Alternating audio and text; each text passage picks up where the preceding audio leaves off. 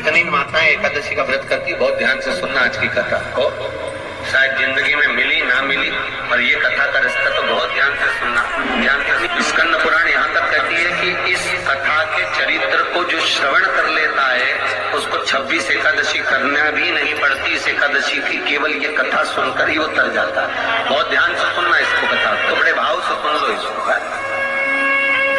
बड़े प्रेम से।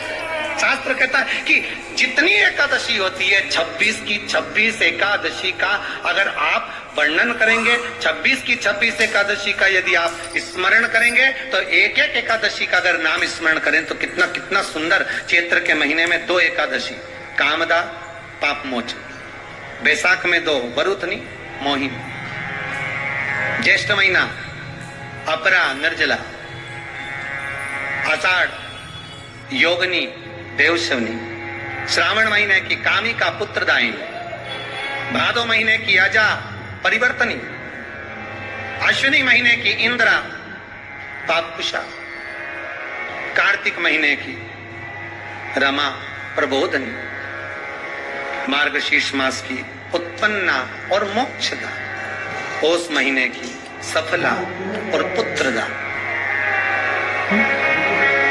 माघ महीने की परतिला और जया, फागुन महीने की विजया और आमल की एकादशी, अधिक मास की पद्मनी और परमा। कितने सुंदर नाम है। अब इस नाम से पहचान करो कितनी सुंदर नाम।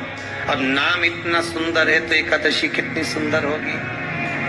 अब एकादशी इतनी सुंदर होगी तो जिस दिन तुम व्रत करोगी एकादशी का तो तुम कितनी सुंदर होगी। मतलब भगवान कितने प्रेम से सिखारेगा कि इसका हृदय कितना सुंदर है। ऊपर की सुंदरता मत देखो साहब, व्रत करने से भीतर की सुंदरता। आप पहले कथा में कहा कि क्रीम की चमक 15 दिन रहती है, अच्छे कर्म की चमक जिंदगी भर रहती है। कर्म की चमक देखना है, क्रीम की नहीं। सबसे पहला नियम एकादशी व्रत का, सबसे पहला नियम है कि आप जिस दिन व्रत करो उसके एक दिन पहले भक्ति का संचार इस हृदय में करो।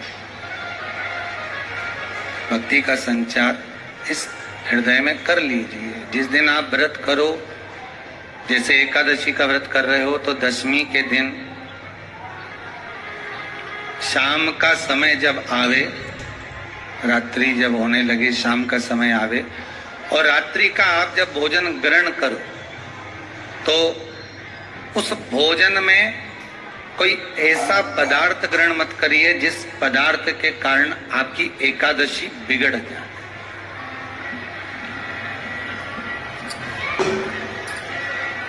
कोई बेकार भोजन में ग्रहण नहीं करना, श्रेष्ठ भोजन ग्रहण करिए 10 दिन। और एकादशी का दूसरा नियम बहुत ध्यान से सुनिएगा। जिस दिन आपकी एकादशी का व्रत हो उस दिन प्रयास करिएगा कि अपने हाथ से किसी भी वृक्ष की कोई पत्ती टूटे ना। अपने हाथ से किसी भी वृक्ष की, पौधे की, किसी भी वृक्ष की पत्ती अपने हाथ से ना टूटे। बहुत ध्यान दीजिएगा महाराज। एकादशी का ये दूसरा नियम है कि अपने हाथ से किसी पौधे की, किसी वृक्ष की, किसी डाली की कोई पत्ती टूटे ना, कोई पत्ती ना टूटे, इसका प्रयास करिए।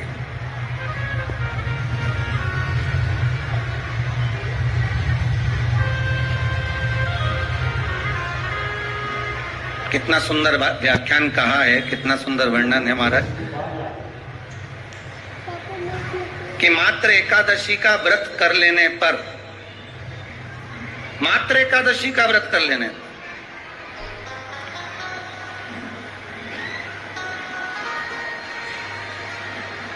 जो पूर्व में किया गया हमारा पाप कर्म है, हमने किसी जीव की हत्या करी है, हमने किसी को कष्ट प्रदान करा है, हमने किसी को अपशब्द कहा है, हमने किसी को ताने दिए, हमने किसी को आड़ा टेढ़ा कहा है, हमने किसी को गालियां दे दी है।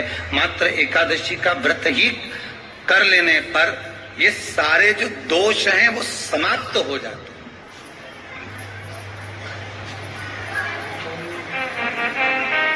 सारे दोष हमारे समाप्ति पर आ जाते हैं।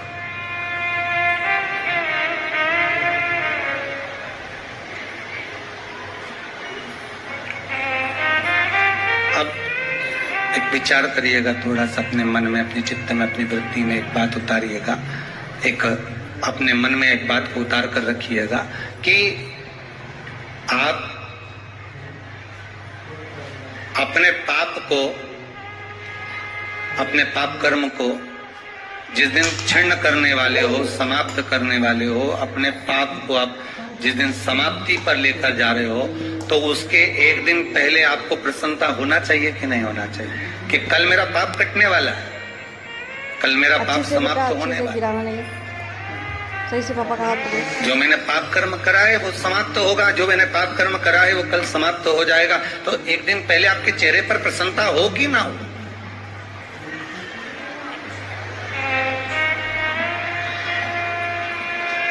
और चेहरे पर वो प्रसन्नता आपके आना चाहिए कि कल मेरा एकादशी का व्रत है, आज दशमी है, कल एकादशी का व्रत है, तो कल मेरी जब एकादशी का व्रत रहेगा तो मेरा ना जाने कितना कितना पाप, कितना असत्य, कितना झूठ, कितना प्रपंच वो समाप्त हो जाएगा। इसमें मुझे प्रसन्नता हो, इसमें मुझे आनंदता हो।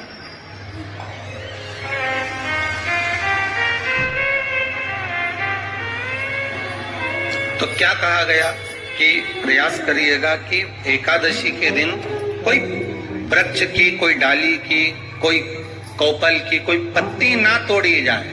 क्यों? तो कहा अगर उस पत्ती को हम तोड़ देते हैं, वृक्ष की पत्ती को या क्यारे में लगी हुई कोई डाली की पत्ती को हम तोड़ देते हैं तो एकादशी का पुण्य फल प्राप्त नहीं होता, एकादशी का कोई फल हमारे खाते में नहीं जाता, पुण्य फल प्राप्त। अब फिर भले तुम चाहे तुमने मोरदन खाया हो, चाहे तुमने फिर चिप्स खाई हो, चाहे तुमने फिर व्रत का कितना ही सामान खा गए हो और तुमने सोचा कि आज मेरी एकादशी है, तो फिर उसका कोई फल प्राप्त नहीं है, उसका कोई सुख प्राप्त नहीं है, फिर उसका कोई आनंद प्राप्त नहीं है, तो उसमें कोई आनंद की अनुभूति आपको नहीं मिलेगी। तो याद रखिए, गौदान और एकादशी, श्रीमद वल्लभाचार्य जी ने मायावत का खंडन करा था जगन्नाथपुरी में, और श्रीमद वल्लभाचार्य जी ने कहा था एकादशी मरने के बाद मत दो, एकादशी जीते जी दो। कहा था कि नहीं कहा था? जीते जी दान करिए। इसलिए जगदीश में, जगन्नाथपुरी में एकादशी उल्टी लटकी हुई है। करें अपने दर्शन, जगदीश में एकादशी को उल्टा लटकाया। क्यों? क्योंकि वल्लभ ने कहा कि एकादशी जीते जी दो। कई पंडितों कहते हैं तुम्हारे दादाजी मर गए, जब 12वें का दिन होता है ना तो पंडित जी संकल्प छुड़ा देते हो एकादशी, बड़े बेटे ने 5 दे दी, छोटी बहू ने 3 दे दी, उसने 2 दे दी, उसने 2 दे दी, तो क्या तुम्हारे दादाजी भिखारी थे जो तुम्हारी एकादशियां लेकर जाएंगे? और तुम कौन होते हो दादाजी को एकादशी देने वाले? तुमने कौन सा इतना पुण्य कर लिए जो तुमने एकादशी दे दी? एकादशी के दान की महत्वता श्रीमद वल्लभाचार्य जी ने कहा कि कोई व्यक्ति अगर खटिया पर सड़ रहा है, पलंग पर तड़प रहा है, हॉस्पिटल में पड़ा हुआ है, तो निवेदन है कि उसको देखने जाओ तो अपनी करी हुई एकादशी में से 2 एकादशी का दान उसको तुरंत दे दो। क्यों? तो जिससे उसको मोक्ष मिल जाए, मरने के बाद नहीं, क्योंकि मरने के बाद तो वो 10वें के दिन, गरुड़ पुराण में लिखा 10 दिन तक जीवात्मा घर की अटारी पे रहती है। कितने दिन? 10 दिन। 10 दिन के बाद जीवात्मा चली जाती है। कहाँ जाती है? उसको जहाँ जाना है। 3 दिन में उसको भोग भोगना पड़ता है जीवात्मा को। 3 दिन नरक का भोग भोगती है, उसके बाद स्वर्ग का भोग भोगती है। 18 दिन में ये प्रोसेस पूरी हो जाती है। कितने दिन? 18 दिन। 18 दिन के बाद में उस जीवात्मा को धान के खेत में पटका जाता है। किसके खेत में? धान के, चावल के खेत में। इसलिए कहते हैं एकादशी के दिन चावल मत खाओ। कहते कि नहीं कहते? और क्या कहते हैं? द्वादशी के दिन चावल खाना जरूरी है। एकादशी का पालना करना है तो द्वादशी को चावल का एक ग्रास खाओ, तब द्वादशी को चावल खाओगे तो एकादशी लगेगी। चावल नहीं खाओगे तो एकादशी नहीं लगेगी, द्वादशी को चावल खाना जरूरी है। क्यों कहते हैं? क्योंकि धान के खेत में जीव को छोड़ा जाता है, उस धान के खेत में, चावल के खेत में जीवात्मा रहती है, उसको चिड़िया खाती है तो चिड़िया के रूप में जन्म लेता है, मनुष्य खाता है तो मनुष्य के रूप में जन्म लेता है। इसलिए एकादशी के दिन चावल नहीं खाया जाता है, क्योंकि एकादशी के दिन हम चावल खाएंगे तो जीव हत्या का दोष लगता ऐसे है। नीचे से बेटा, ऐसे हाथ। फिर कब खाना है? द्वादशी के दिन। द्वादशी के दिन क्यों खाया जाता है? क्योंकि हम एकादशी के व्रत करे रहते हैं और पहला घासा जब चावल का खाते हैं तो अपनी करी हुई एकादशी का पुण्य जितने जीव हमारे मुंह में जाते हैं उनको उसका पुण्य मिल जाता है और उनका फिर जन्म नहीं होता, वो तर जाते हैं, उनको एकादशी का भाग मिल जाता है। इसलिए कहते हैं एकादशी को चावल मत खाओ, पर द्वादशी को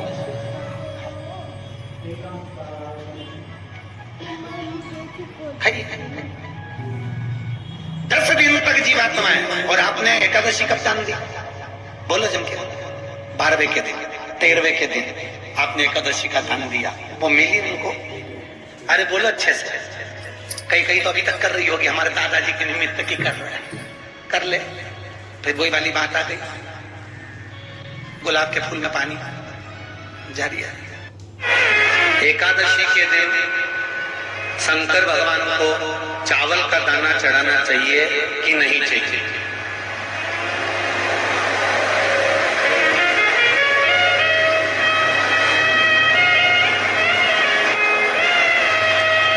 बीमार व्यक्ति से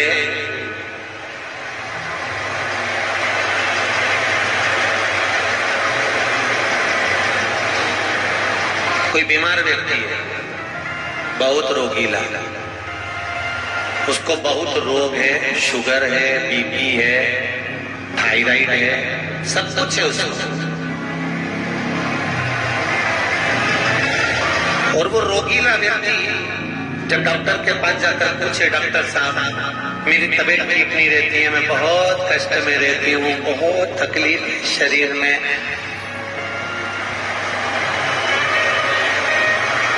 और अभी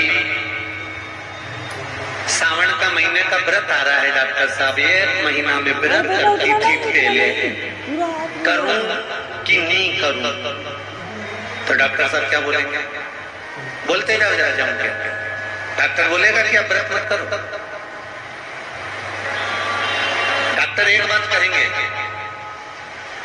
शरीर स्वस्थ रखना है, व्रत बाद में हो जाएगा, अगले वर्ष कर लेना, पर अभी शरीर को सही रखने के लिए दोनों समय अच्छे पेट भरकर सात्विक भोजन करो और अपने शरीर को ठीक करो। सात्विक भोजन अपने शरीर को, बाद में भी हो जाए, अगले वर्ष हो जाए।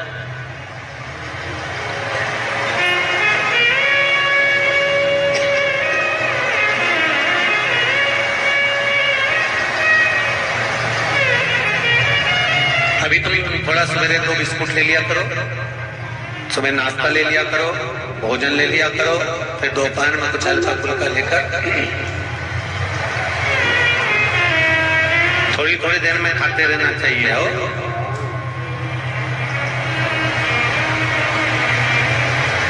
थोड़ा थोड़ा खाओ, थोड़ी थोड़ी देर में खाओ, एक साथ सुरसा जैसे मत निपटा जाता है, थोड़ा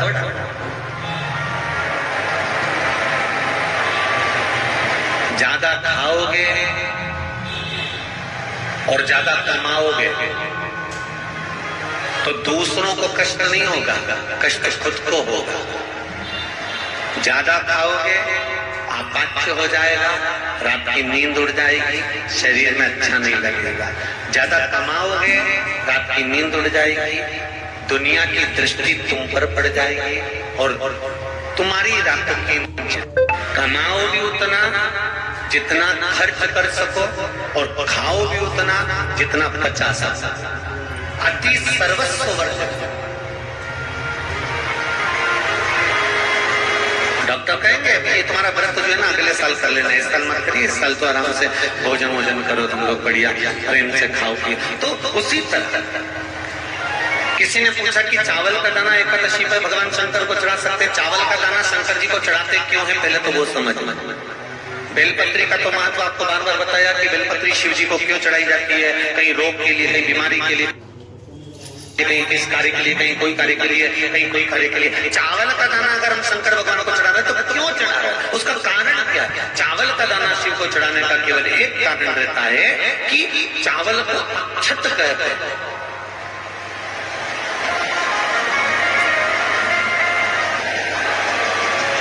अक्षत का मतलब होता है अक्षय।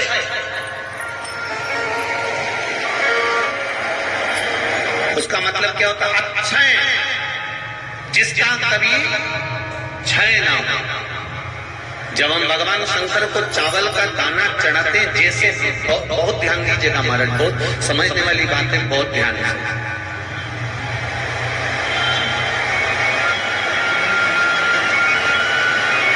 चावल का दाना हमारे मस्तक पर तिलक करने के बाद पंडित जी क्यों लगाते हैं कि भगवान जैसा समय आज चल रहा है, आप पूजन कर रहे हो, पाठ कर रहे हो, दान कर रहे हो, पुण्य कर रहे हो, सत्कर्म कर रहे हो, भजन कर रहे हो, मेरा देव अधिदेव महादेव, मेरा नारायण, मेरा सत्यनारायण भगवान, मेरा राम जी, मेरा विष्णु जी, मेरा भागवत मैया, मेरी रामायण मैया। ब्राह्मण मस्तक पर तिलक लगाने के बाद चावल इसलिए लगाता है कि जैसा समय आज चल रहा है, भगवान तुमको ऐसा ही समय बनाकर रखे और तो ऐसे ही चार चांद लगाते रहो, दान पुण्य संकीर्तन करते रहो, इसलिए मस्तक पर चावल का दाना लगाया जाए।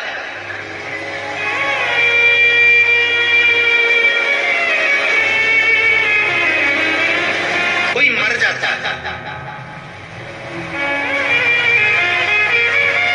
मरने के बाद जब तक पगड़ी नहीं होती तब तक माथे पर तिलक चावल का दाना लगाया जाता है। जम के बोलो जरा, नहीं लगाते। किसी पंडित जी से पूछो, ब्राह्मण देवता से पूछो, ब्राह्मण देवता ये कोई मर गया और हमारा तो नियम है कि हम सिर पे तिलक लगाते हैं, चावल लगाते हैं, या पंडित जी से हम तिलक लगवाते हैं, मंदिर जाते हैं तो मंदिर में जाके तिलक लगवा के हम चावल का दाना लगवाते हैं, क्यों नहीं लगाते? उसका कारण क्या है? जब किसी के मरने के बाद 10 दिन तक, 12 दिन तक मस्तक पर तिलक क्यों नहीं लगाया जाता? 10-12 दिन तक माथे पर तिलक या चावल क्यों नहीं लगाया जाता? उसका कारण है कि ये जो समय आया है, तुम्हारे यहाँ जो कमी हुई है, तुम्हारे यहाँ कोई मर गया है, तुम्हारे यहाँ किसी के प्राण छूट गए हैं, तो ब्राह्मण इसलिए तिलक नहीं लगाता आपको, इसलिए चावल का दाना नहीं लगाता कि ऐसा दिन भगवान अब ना लाए, इसको अमर ना करे, इसको अक्षय ना करे, इसको प्रबल ना करे। और जब चावल का दाना, तो यहाँ शिव महापुराण की कथा करी, चावल का दाना हम शिव जी को क्यों चढ़ाते हैं, भगवान को क्यों समर्पित करते हैं, भगवान की पूजन में अक्षत क्यों समर्पित करते हैं, चावल क्यों समर्पित करते हैं, उसका कारण क्या है? तो कहा आज मैंने जब चावल का दाना आपको समर्पित करा है, जिस भाव से, जिस विश्वास से, जिस श्रद्धा से, जिस मन से मैं आपको रिझा रही हूँ, हे भोलेनाथ मेरी ये मनोकामना पूर्ण कर, इसको अक्षय कर देना, इसको अमर कर देना, बस इतनी कृपा आप कर। अब किसी ने पूछा एकादशी के दिन चावल चढ़ाए कि नहीं चढ़ाए, तो यहाँ तो सीधी सीधी बात है, बीमारी देखकर थोड़ी ना आती है कि नवरात्र चल रहे हैं, समय का सोमवार चल रहा है, तुम चावल मत खाओ। तिरुपति कौन कौन गया? हाथ उठाओ।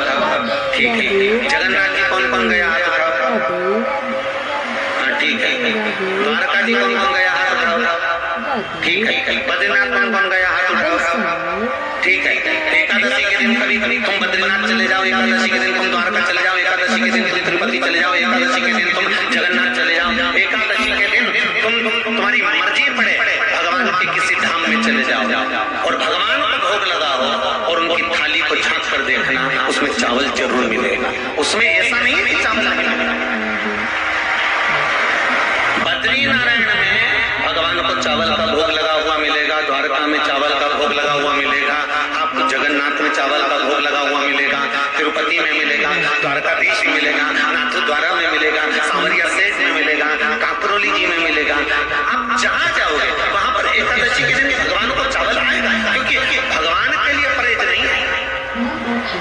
जो काम में डूबा हुआ है, जो आसक्ति में डूबा हुआ है, जो लोभ में डूबा हुआ है, जो वासनाओं में डूबा हुआ है, जो तृष्णा में डूबा हुआ है, और जो माता के गर्भ से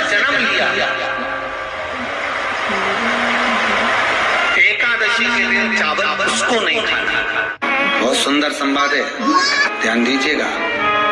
जिसके घर में कमाने वाले 2-4 हैं, पैसा तो आ रहा है पर घर में टिक नहीं रहा, डॉक्टर में, पुलिस में, एक्सीडेंट आदि में, कहीं गलत जगह पर व्यसन में अगर पैसा जा रहा है, जुए में, मांसाहार, मदिरा पान, या कहीं आया पैसा आने में कमी नहीं है, आ रहा है पर टिक नहीं रहा, रुक नहीं रहा।